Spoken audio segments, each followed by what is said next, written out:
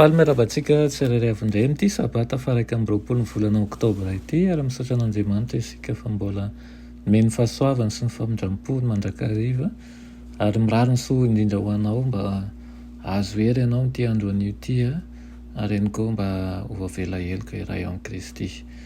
Ity ampiandohana dia hiara hivavaka isika. Rainay malala tsara ny an-danitra, mbola misaotra anao izay no ny tompo-taona sy ny tompo-piainana izay nomenao anay. Misaotra anao ihany koa izay miaro anay amin'ny ratsy rehetra, mitarika anay amin'ny lalana tsara, ary ihany koa manovo hery anay amin'ity maraina ity. Vonin-kiaino anao izahay, ary vonina an'ireny toromarika rehetra avy aminao. Koa mety aiza ianao hiasa ho anivonay tsirairay avy, amin'ny anaran'i Jesosy. Amen. Lohatenin'ny mofinainantsika androany dia manao hoe lahy matoan'ny lanitra. Lahy matoan'ny lanitra. Nalaina amin'ny Petera voalohany, toko voalohany, diny fa 7 sy ny 7. Manao toy izao amin'ny anaran'i Jesosy. Fa fantatrareo fa tsy zavatra mety ho simba tahaka ny volafotsy volamena no nanavotana anareo tamin'ny fitondrantena adala, izay azonareo tamin'ny tondrazana, fa ny raso ho an'i Kristy toy ny rany zanak'ony tsy misy kilema ary tsy misy pentipentina. Amen. Tokony ho 70 andro taty aorianany nahaterahan'i Kristy dia nentin'i Josefa sy Maria zo any Jerosalema mba asehoana tsean'i Jehova, ary dia hanolotra fanatitra koa izy ireo, ny fanaraka tamin'ny lalàna jiosy izany, ho amin'ny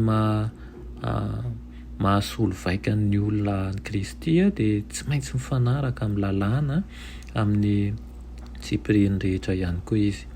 Efa nampiarina tamin'ny fombafomba mikasika ny famorana, efa nampiarina ihany koa izay rehetra natao eo amin'ny fankatoavana ny lalàna. Ny fanatitra fanaony ireny dia nitakiany lalàna mba ho zanak'ondry herintaona no aterina ho fanatitra hodorana, ary zana-boromailala na ihany koa hoe domoina no atao fanatitra noho ny ota.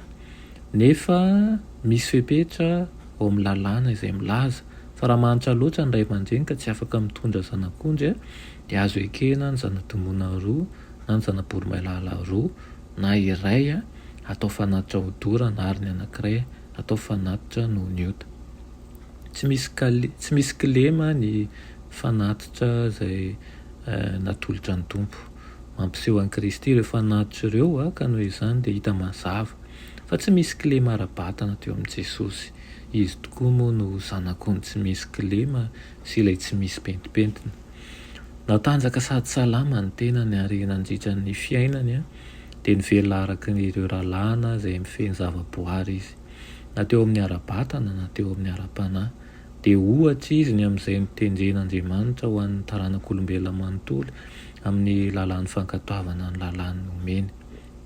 Ny nihavian'ny fanolorana ny lahy-matoa dia tamin'ny andro taloha indrindra, efa nampanantena manko Andriamanitra fa tolotra ny lahy-matoa ny lanitra mba hamonjena ny mpanota.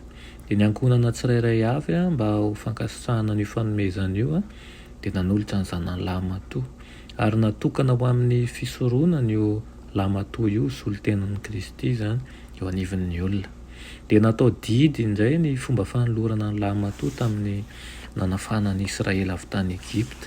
Raha nandivozin'ny Egyptiana manko ny zanak'Israely dia notarian'i Jehova ho any amin'ny Farao mpanjakan'i Egypta i Mosesy, ilaina na hoe izao nolazain'i Jehova ozy izy zanako lahy-matoa Israely, koa efa nolazaiko taminao alefaso ny zanako mba hanompo ahy fa efa nandà, tsy handefa azy ianao ka indro izao moa ny zanako lahy-matoa. Raha fehezina ny mofinainantsika androany dia hitantsika tokoa fa ny zavatra rehetra niseho mahakasika an'ilay hoe filazana lahy-matoa dia tandindo ny fiavian'i Kristy tokoa. Efa fantatra fa tsy ny ela manambara ny fahatanterahany javot'Andriamanitra, eny fa hatramin'ny Adamaseva tao Edena izany. Tanteraka antsakany sy adaviny ny zavatra rehetra, tsy misy tomika. Ary ihany koa ny afaka sotomintsika dia izao hoe nantanteraka ny lalàna rehetra nisy teo amin'ny fiarahamonina ihany koa Kristy teto tany fa tsy nandàna izany. Izany ihany koa no mandisika atsika sy lazany ten'Andriamanitra moa manao hoe mila manaiky ny fahefana misy eo amin'ny fiarahamonina misy atsika isika ary manaja azy ireny. Izany ten'Andriamanitra zany eny mba hitondra hery ho anao. Tsaro fa mahalala ny zavatra rehetra mahakasika anao Kristy, fantany ary nandalovany, ary ihany koa ny faharoa dia izao hoe Andriamanitra tsy mba manainga ny Andriamanitra antsika fa manatanteraka ny teny fikasany eo amintsika mandrakariva. Dia mba ao aminao ny izany teny izany. Amen. Raha ny malala tsara indrindra mbola misaotra anao ny amin'izany teninao izany amin'ity maraina ity. Misaotra anao ihany koa izay mananatra anay sy mampianatra anay, mba tsy ho jamba masinay fa ampiratanao tokoa ny amin'ny fahamarinana avy aminao. Dia taio manokana ny tokantrano izay manaraka izao fandaran'izao amin'ity anio ity, mandray ny fahasoavanao, ny famelan-keloka feno avy aminao, ary ihany koa ny fahamasinanao. Anaran'i Jesosy. Amen.